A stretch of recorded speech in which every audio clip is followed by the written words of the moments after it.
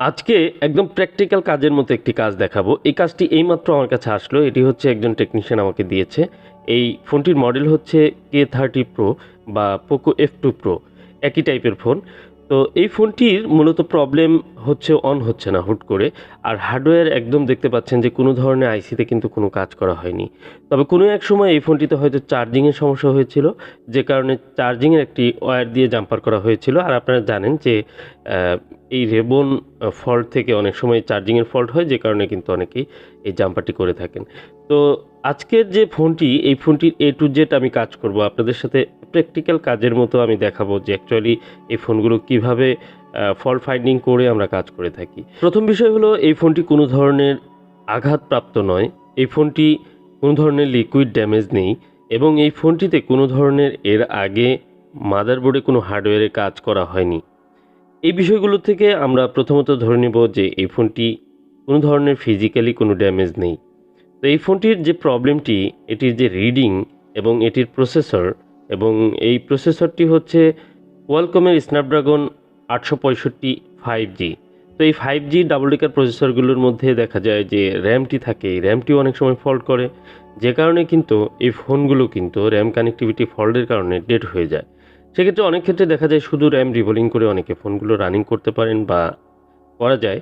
But এই ফোনটির মূলত প্রপার সলিউশন হচ্ছে র্যাম এবং প্রসেসর উভয়টি রিমুভ করে পুনরায় আবার রিবোলিং করে ইনস্টল করলে এই ফোনগুলো কিন্তু একদম পার্মানেন্টলি সলিউশন হয়ে যায়। তো কোয়ালকমের যে 8250 আইসিটি রয়েছে, এই প্রসেসর থেকে আমরা ধরে নিচ্ছি যে র্যাম এবং প্রসেসর থেকেই প্রবলেমটি হয়েছে। কারণ এই ফোনের যে রিডিং, সেটি খুবই স্বাভাবিক রিডিং রয়েছে। এবং আরও কিছু বিষয় আমরা পর্যবেক্ষণ করে দেখি, যেগুলো হচ্ছে কম্পিউটারে কেমন পোর্ট করছে, চার্জিংয়ের লোডিং কেমন নিচ্ছে, এবং টোটাল বিষয়গুলো বিচার বিশ্লেষণ করার পরেই কিন্তু আমরা সিদ্ধান্ত নেই যে এই ফোনটির প্রসেসর থেকে কোনো সমস্যা হওয়ার সম্ভাবনা আছে কিনা। আরেকটি ফোনের প্রসেসর হিস্টোরি নিয়ে আমাদের স্টাডি করে তারপরে কিন্তু একটি প্রসেসরের কাজে হাত দেওয়া উচিত। কারণ অনেক ফোন রয়েছে যেগুলো আসলে প্রসেসর থেকে সমস্যা হয় না, সেই ফোনগুলো যদি আপনার প্রসেসর রিবোলিং করেন ফোনটি খারাপ হয়ে যেতে পারে। যাই হোক, আমি অনেক স্মুথলি কিন্তু র্যামটি রিমুভ করে নিলাম। আর এই ফোনটির কিন্তু যে পেস্ট থাকে, ব্ল্যাক পেস্ট, সেগুলো কিন্তু বেশ হার্ড থাকে এবং র্যামটিও অনেক স্লিম থাকে। আমি বলেছি অনেক আগেই যে এই ফোনটি কাজ করার সময় সতর্ক থাকতে হবে। পাশেই কিন্তু রয়েছে ইউএফএস 3.1, এই হাই স্পিড একটি স্টোরেজ রয়েছে ইউএফএস। তো এই বিষয়টি আপনাদের মাথায় রাখতে হবে। যদি হিট অতিরিক্ত মাদারবোর্ডটি হিট হয়ে যায়, সেক্ষেত্রেও কিন্তু অনেক ফোন আছে খারাপ হয়ে যায়। তো এই বিষয়গুলো আমাদের লক্ষ্য রেখে কাজ করতে হবে। আমি র্যামটি অলরেডি রিমুভ করে নিয়েছি। এখন সুন্দরভাবে র্যামের যে বলগুলো, সেগুলো আমি ক্লিন করে নেব। আর ক্লিন করে পরিষ্কার পরিচ্ছন্নভাবে কাজ করলে সেই কাজগুলো কিন্তু সাকসেস বেশি হয় এবং কি কাজ করেও কিন্তু তৃপ্তি পাওয়া যায়। দেখুন, আমি এই ফোনটিতে পুরো মাদারবোর্ডটিতে কিন্তু আমি এলোমেলো কাজ করছি না। এই ফোনটির শুধুমাত্র র্যাম এবং প্রসেসরের যে সেকশনটি রয়েছে, এই জায়গাটিতে আমি কাজ করছি এবং কি অত্যন্ত সুন্দরভাবে এবং নিখুঁতভাবে কাজটি করার চেষ্টা করছি। দেখুন, আমি অলরেডি প্রসেসরটি রিমুভ করে নিলাম। আর প্রসেসরটি রিমুভ করার জন্য যে হিট আর এয়ার ব্যবহার করে থাকি, এই বিষয়ে অনেকে প্রশ্ন করে থাকেন যে আপনি কত হিট দেন, কত হিট ব্যবহার করেন, এয়ার কত থাকে। তো এয়ার হচ্ছে আপনি 50% ইউজ করতে পারেন। 40 থেকে আপনি 60-র মধ্যে আপনার মেশিনের এয়ারটি সেট আপ করে নিতে পারেন। সেক্ষেত্রে কিছু কিছু সময় কিন্তু এয়ারের কম বেশি হয়ে থাকে। যেমন ধরেন, আপনার রুমে যদি ফ্যান থাকে তাহলে এয়ারটা হয়তো একটু বেশি লাগতে পারে, এবং কি রুমে যদি ফ্যান না থাকে এয়ারটা একটু কম দিয়েও আপনি ইউজ করতে পারবেন। আবার কিছু কিছু সময় আছে যে টেম্পারেচার, যেমন শীতকালে টেম্পারেচার কিন্তু একরকম থাকে, গরমকালে আরেক রকম। তো এই যে বিষয়গুলো, এগুলো সব মিলিয়ে আপনি 380 ডিগ্রি, মানে 380 থেকে 400-র মধ্যে আপনি কিন্তু সাধারণত এই আইসিগুলো খুলতে পারবেন। কিন্তু কিছু কিছু আইসির ক্ষেত্রে 400 প্লাস আমাদের হিট ব্যবহার করতে হয়। সেক্ষেত্রে কিন্তু অত্যন্ত সতর্ক থেকে কাজগুলো করতে হবে। কারণ যদি আপনার হিটটি বেশি হয়ে যায়, তাহলে কিন্তু মুহূর্তেই, সেকেন্ডের মধ্যে কিন্তু একটি আইসি ড্যামেজ হয়ে যেতে পারে, যেটি আপনার কল্পনাই থাকবে না। অনেক দামি একটি ফোন কিন্তু নষ্ট হয়ে যেতে পারে।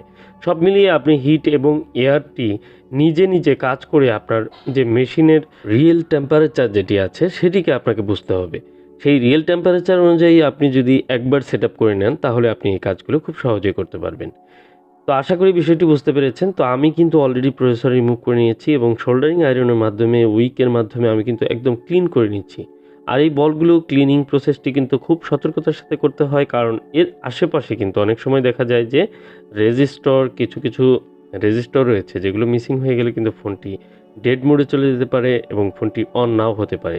যদিও আজকে আমার এই ফোনটি কিন্তু পোকো F2 প্রো বা K30 প্রো, এই ফোনটি কিন্তু ডেড মোডেই আছে। আমি চেষ্টা করছি যে এটি রিবোলিংয়ের মাধ্যমে ফোনটি সলভ করতে প্রবলেমটি।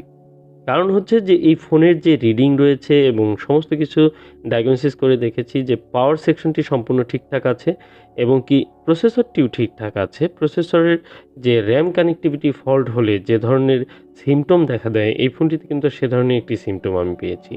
তো আমি এবার মাউন্টের যে ফার্নেস রয়েছে সেটিতে বসিয়ে আমি কিন্তু এই চিপটি কিন্তু খুব সূক্ষ্মভাবে সুন্দরভাবে ক্লিন করে নেব। আর ক্লিনিং হয়ে গেলে আমি কিন্তু সরাসরি এটি রিবোলিং করব। তো এই যে ক্লিনিং প্রসেসটি, এই ক্লিনিং প্রসেসে অনেক সময় দেখা যায় যে আমাদের অনেক আইসি খারাপ হয়ে যায়। বিশেষ করে এই যে ডিভাইসটি ইউজ করছি, এই ডিভাইসে কিন্তু একটি সুবিধা রয়েছে। সুবিধাটি হলো লম্বা সময় রেখে দিলেও কিন্তু আপনার আইসি খারাপ হবে না। নির্দিষ্ট একটি টেম্পারেচারের উপরে কখনোই এই ডিভাইসটি কিন্তু যায় না। এটি একটি সুবিধার বিষয়।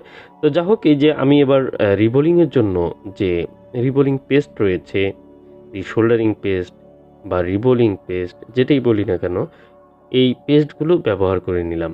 আর এবার আমি কিন্তু রিবোলিংয়ের জন্য ধীরে ধীরে হিট এবং এয়ার ব্যবহার করছি। আর এই ক্ষেত্রে কিন্তু আমাদের হিটটি অনেক কম রাখতে হবে। হিটটি কম রেখে আপনি রিবোলিং করতে পারেন। তবে আমি যদি একদম হাই হিটে রেখে ওই ফোনটির যে আইসিটি রয়েছে রিবোলিং করি, তাহলেও কিন্তু খারাপ হবে না। কারণ হচ্ছে টেকনিক জানা থাকলে তার কাছে এগুলো কোনো বিষয় না। আপনার যারা ভালো ড্রাইভিং জানে তার কাছে হাই স্পিড লো স্পিড কোনো বিষয় না। কিন্তু যিনি নতুন একদম প্রথম ড্রাইভিং শিখছেন বা কিছুদিন যাবৎ ড্রাইভ করছেন, তার হাতে কিন্তু এই হাই স্পিড উঠে গেলে তাহলে কিন্তু উনি নিয়ন্ত্রণ করতে পারবেন না। তখনই কিন্তু ঘটে যাবে একটি দুর্ঘটনা। এই বিষয়টি হচ্ছে সহজ একটি বিষয়। খুব সহজভাবে বোঝানোর চেষ্টা করলাম। আপনি যখন একাধিক আইসিতে কাজ করবেন, প্রতিদিন ৪ থেকে ৫টি আইসিতে কাজ করবেন, আপনার এমনিতে অভিজ্ঞতা হয়ে যাবে কোন আইসিতে কতটুকু টেম্পারেচার ইউজ করতে হবে, কখন আইসিটি খারাপ হবে না হবে। এই বিষয়গুলো একটা মোটামুটি একটা মাথার মধ্যে থাকবে।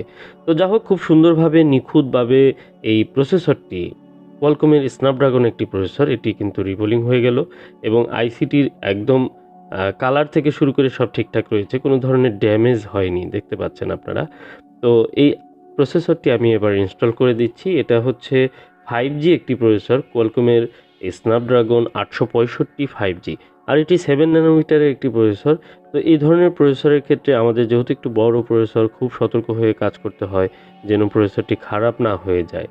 তো অনেক ধরনের কথা, অনেক পরামর্শ অনেক সময় দিয়ে থাকে। অনেক সময় আপনাদের হয়তো কাজে লাগে, অনেক সময় লাগে না। কেউ হয়তো গুরুত্ব দেন, কেউ হয়তো না দিতেও পারেন। তবে অনেকেই কিন্তু অনেক পয়েন্টগুলো খুঁজে বের করেন। যারা আসলে জ্ঞানী, জ্ঞানীদের জন্য কিন্তু ইশারাই যথেষ্ট। সব কিছু খোলামেলা বলতে হয় না, অনেক কিছু বলার প্রয়োজনও হয় না, তারা বুঝে নেন।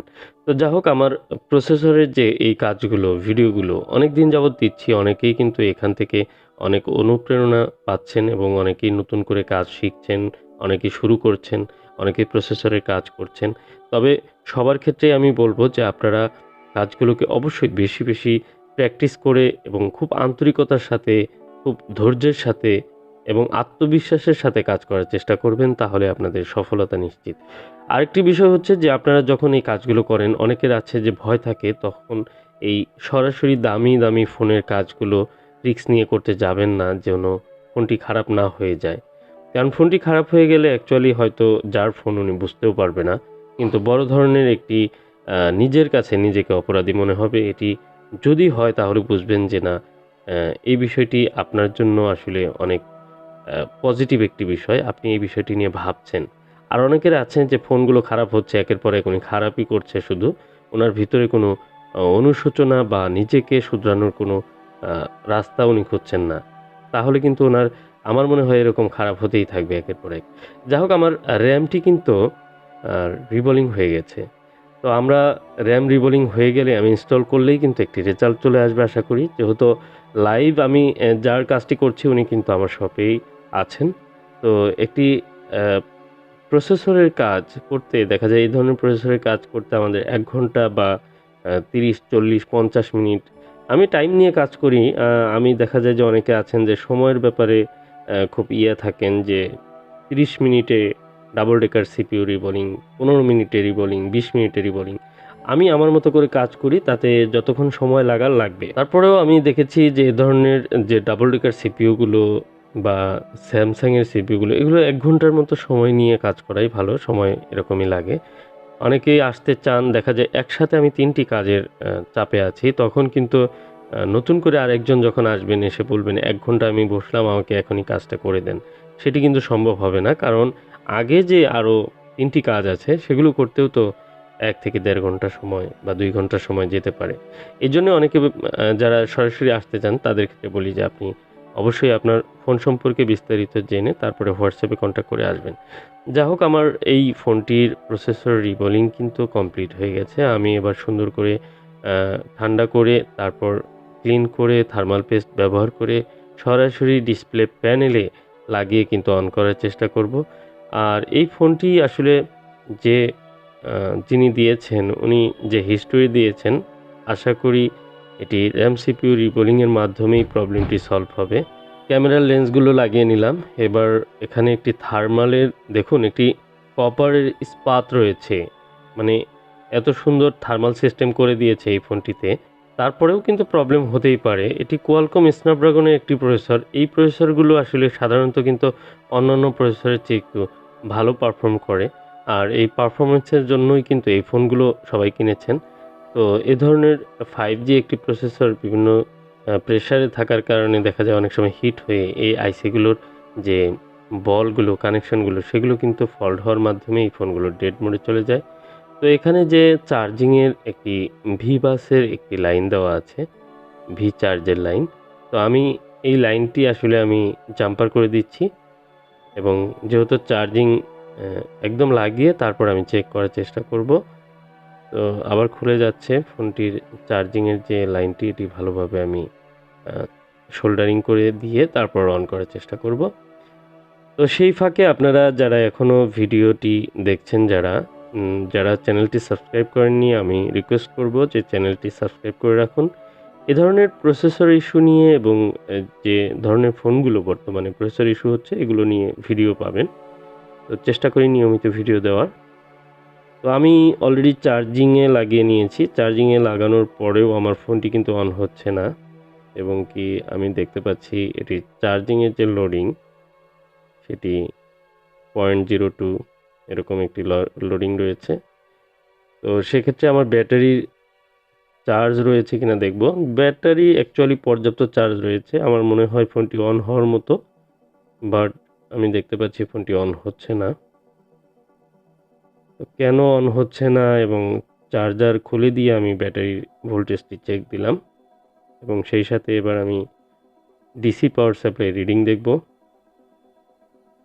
রিডিং খুবই স্বাভাবিক, মনে হচ্ছে যে ফোনটি অন হয়ে যাবে, কারণ এই ফোনগুলো অনেক সময় পাওয়ার সাপ্লাই দিয়ে কিন্তু অন হয় না, ডিসি পাওয়ার সাপ্লাই। সেক্ষেত্রে আমরা দেখা যায় ফোনগুলো ব্যাটারি দিয়ে অন করতে হয়। ব্যাটারির কোনো সমস্যা থাকলেও কিন্তু ফোনগুলো অন হয় না।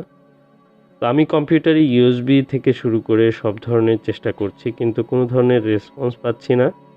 সেই সাথে আমার ইউএসবি যে কানেকশন, একটি পোর্ট করার যে সাউন্ড হওয়ার কথা বা পোর্ট করার কথা, সেরকমও কিছু পাচ্ছি না। কিন্তু যে রিডিং রয়েছে, রিডিংয়ে মনে হচ্ছে প্রসেসর ঠিকঠাক রয়েছে। তো আমি এরপরেও ব্যাটারি কানেক্টিভিটি একটু ক্লিন করে আবার চেষ্টা করব। কিন্তু দুর্ভাগ্য যে ফোনটি কিন্তু অন হচ্ছে না। আসলে অনেক সুন্দরভাবে, নিখুঁতভাবে কাজ করার পরেও এরকম যদি হয়, তাহলে হতাশ হওয়ার কিছু নেই। আমি ভালোভাবে চেক করব কেন হচ্ছে না এবং কোথায় কোথায় ফল্ট হতে পারে, সেই বিষয়গুলো কিন্তু আমি স্বাভাবিকভাবে একটু চেক করে নিচ্ছি। আর এখানে আমি দেখতে পাচ্ছি যে ক্যামেরার যে ফ্রন্ট ক্যামেরার যে রেবনটি রয়েছে, এটি কিন্তু ভাঙা, বা এই রেবনটি কিন্তু ফল্ট রয়েছে। তো এই ফ্রন্ট ক্যামেরার রেবন ফল্ট থাকলেও এই ফোনটি কিন্তু অন হওয়ার ক্ষেত্রে সেটি কোনো সমস্যা হওয়ার কথা না। তো আমি যেহেতু রিডিং, পালস সব কিছু আমি ঠিকঠাক পেয়েছি, আর যে ধরনের রিডিং পেয়েছি, এ ধরনের রিডিংয়ে অনেক ক্ষেত্রেই দেখা যায় যে র্যাম ফল্ট হলে বা র্যাম কানেক্টটা না পেলে এরকম হয়ে থাকে। তো আমি সেই বিষয়টি একটু খেয়াল করব। যেহেতু বাকি সব ঠিকঠাক মতো আছে, আর একবার আমি রিডিংটি চেক করে নেব। আরেকটি বিষয় হচ্ছে যে এই ফোনটির কিন্তু র্যাম যদি কানেক্ট না হয়ে থাকে তাহলে কিন্তু আমার কোয়ালকম পোর্ট পাওয়ার কথা, কিন্তু হতে পারে যে ইউএসবিতে কাজ করা হয়েছে, যেহেতু চার্জিংয়ের একটি ওয়্যার জাম্পার করা হয়েছে আপনারা দেখতে পেয়েছেন, সেখানে হতে পারে যে ইউএসবি পাচ্ছে না, ইউএসবি লজিক বা রেবন থেকেও ফল্ট থাকতে পারে, এটিও হতে পারে ইউএসবি না পাওয়ার একটি কারণ।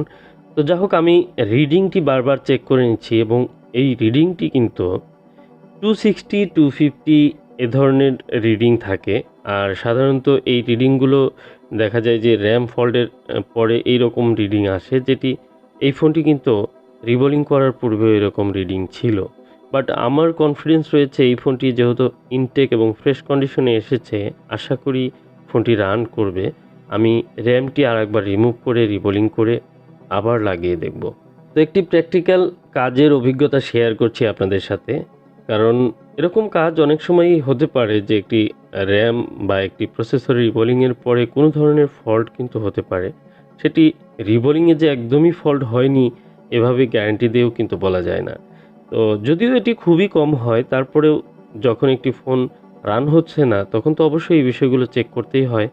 তো আমি যেহেতু প্রসেসরের ব্যাপারটি আমি দেখতে পাচ্ছি প্রসেসরের রিডিং ভালো রয়েছে এবং র্যাম কানেক্টিভিটি ফল্টের একটি সম্ভাবনা আছে বলেই আমি কিন্তু র্যামটি অ্যাগেইন রিবোলিং করছি।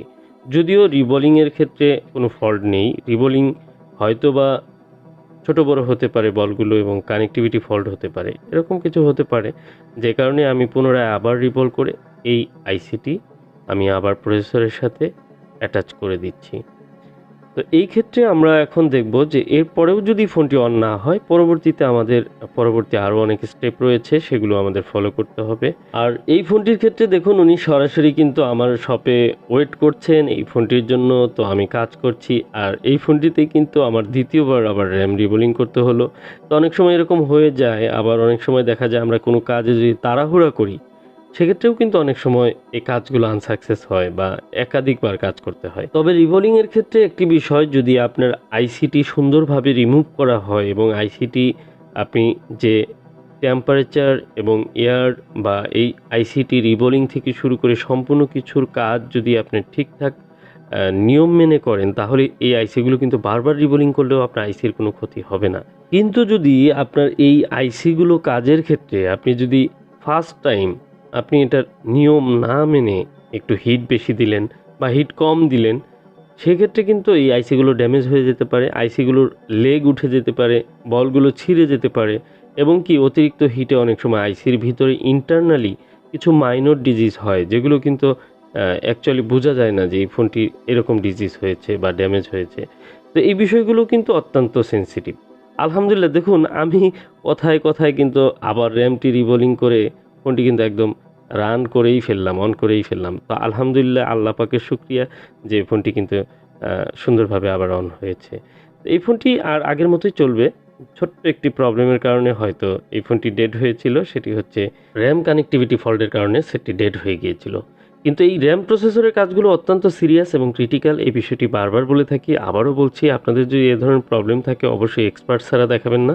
আর আপনারা চাইলে আমার সাথেও কন্ট্যাক্ট করতে পারেন, আমার হোয়াটসঅ্যাপ নাম্বারটি দেওয়া থাকবে। বাংলাদেশের যে কোনো জায়গা থেকে আপনি ফোন কুরিয়ারে পাঠাতে পারেন এবং সরাসরিও আসতে পারেন। তো ভিডিওটি ভালো লাগলে অবশ্যই লাইক করে যাবেন। আজকের মতো এ পর্যন্তই। আসসালামু আলাইকুম।